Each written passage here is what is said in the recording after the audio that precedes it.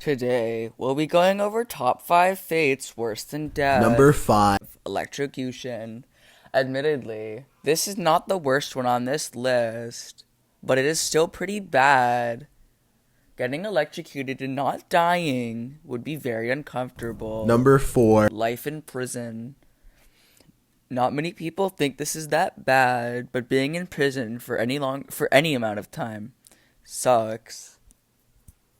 It can get very boring, and it might lead you to do some drastic things. Number 2. Subscribing to watch my shit content. I mean, seriously, if you're doing this, you're obviously a mental retard.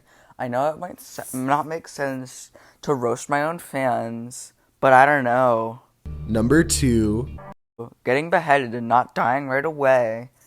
This is probably the second worst one on our list, but for obvious reasons. And you might be thinking, why is this not the worst one on this list?